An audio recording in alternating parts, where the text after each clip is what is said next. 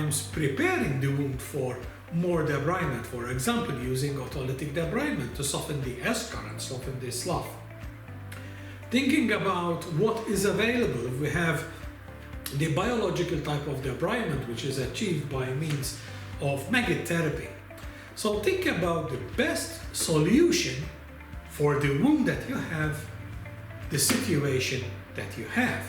Thinking about not just what gives us the quickest results, but gives us the long-lasting results.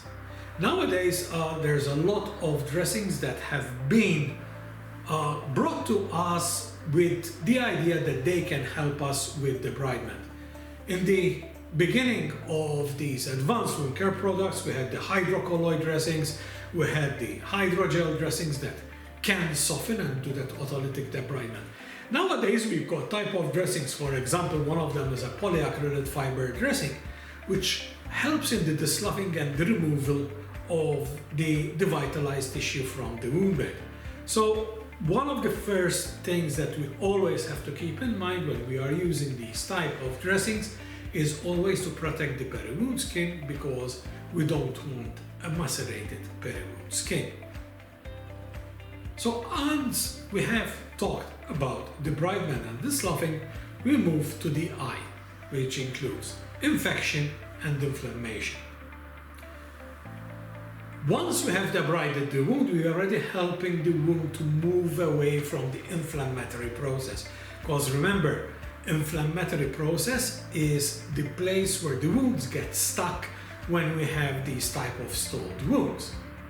But also making sure that once we start removing that slough, once we have cleared the wound, we can use other dressings that reduces the levels of matrix metalloproteinases, which are enzymes which are very important during the wound healing process, but in excess levels can create a stalled wound. So making sure that we are propelling the wound to the wound healing objective is very important.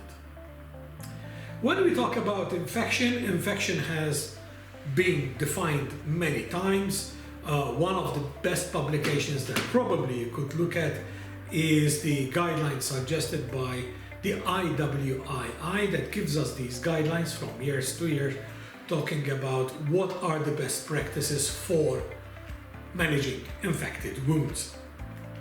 So if we look at a very simple type of definition, is that infection is the presence of the microorganisms that are multiplicating in a way that they have now overwhelmed the system, because the body in its own cells has got the neutrophils, that's got all the white blood cells, the macrophages, etc., to try to manage these planktonic microorganisms. So when we have a contaminated state of the wound, because there's no wound which is sterile, there are microorganisms in the wound, but the host defenses can take care of it. The cells can manage the situation and we don't get any problems. At one point, these microorganisms can start having limited proliferation, and this is the state of colonization. However, here it doesn't give us a delayed wound healing at all. So according to the IWII, what they suggest is that at these points we don't need to intervene, we don't need to use antibiotics, antimicrobials, we just make sure that the wound is not regressing and making sure that the wound is still in the healing trajectory. What do we say if a wound becomes locally infected? So how do we know? There's a lot of different tools again out there. One of them is the Tilly score. If you have time to look that up, it's a very good type of tool that you can use. You can find it also on the textbook that we have given you. But local infection is looking at both the covert and the classic overt signs and symptoms. Looking at that erythema, looking at the wound breakdown, looking at increasing malodor, increasing slough, etc. But also looking at the covert signs that sometimes we might miss, for example, looking at epithelial bridging.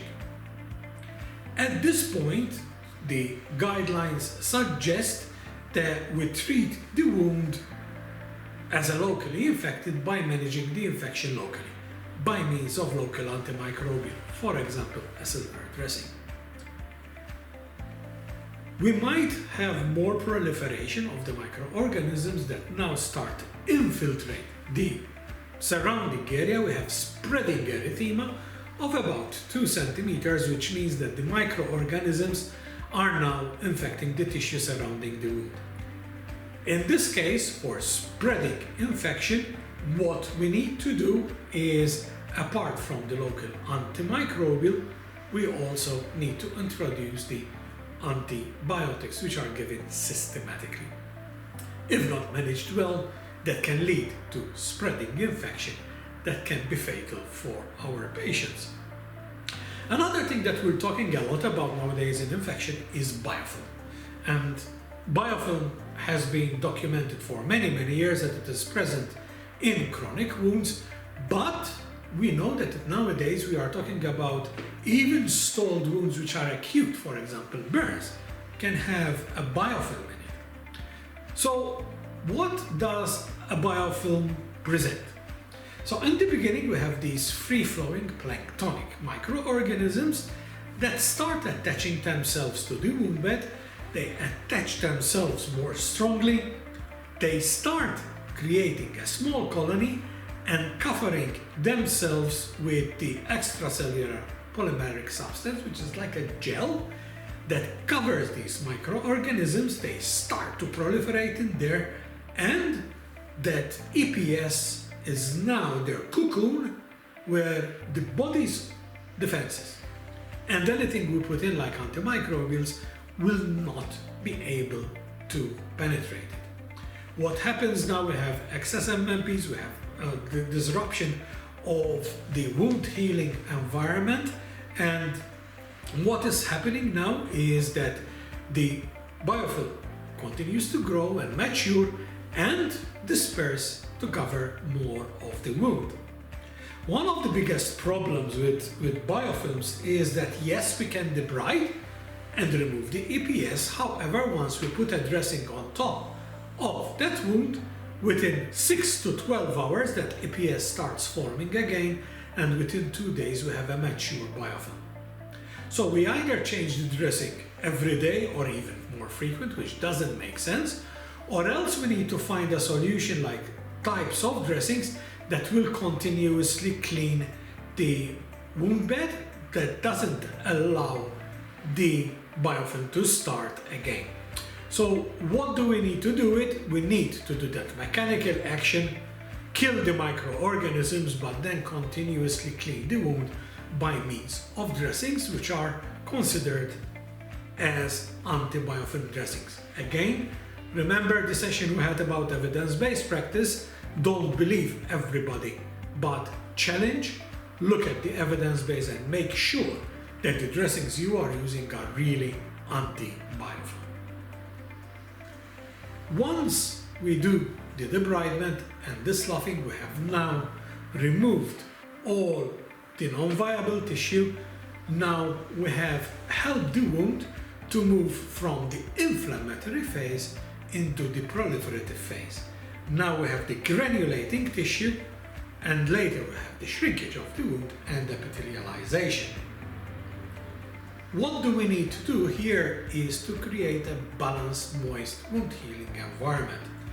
During the session for evidence-based practice, we talked about George Winter and the studies that he did on these domestic animals. At those times, they had preclinical and clinical studies looking at this moist wound healing environment. They didn't know exactly what was happening, and one might suggest, well, that was done on animals and the cohort was really small. A year later, Hindman and Maybach actually repeated the study on human volunteers that suggested the same results even on humans. And what was more important is that when you have moisture, you don't help microorganisms, you actually help the system to do that autolysis to remove the microorganisms. So a moist wound healing environment actually reduces the risk of infection, not putting it forward. These studies continued over and over, and as we said in the first session, we have now a lot of dressings which are available for us, looking at the wound bed and understanding if the wound is wet, we have to reduce. If the wound is dry, we have to increase to get into what we may call the sweet spot of moisture balance. However, remember, we need to treat a cause rather than a symptom. So if we're looking at a wound which is getting very wet, a lot of exudate, just using something like a foam dressing is not enough. It's like putting a bucket underneath a leaking faucet. You are treating the problem, but not at its roots. We need to find out why that exudate is. Usually could be a biofilm, for example. Use a dressing that will remove the biofilm, and then you can see the exudate reducing. For example, if you have looked at published evidences, also supporting again that evidence-based practice that we talked about, managing slough, reducing slough in a cohort of over 2,000 patients in Germany, reduced that slough, reduced the exudate quite drastically. The E is for epithelialization, the edge effect. What do we do if the wound is not closing as we predicted? The first thing to do is looking back inside the box. Don't look out of the box first. Start looking in the box. Did we do the debridement, the sloughing, removal of the vitalized tissue properly? Did we manage the inflammatory process? Did we manage the infection and the biofilm? Is our moisture balance in the way that we need it? If not, then we have to start all over, think about the DIM before we think about the E. Epithelialization, nowadays again we have a lot of different dressing, a lot of devices which might help in the epithelialization, but look back at the DIM. Make sure that we're getting it right. That pressure again will give us problems. So remember all the stages of wound healing. When you are implementing standards of care, you have to adapt according to the type of wound, your standard of care. You have to adapt what you are cleansing the wound with, what you are dressing the wound in, according to the stages of wound healing.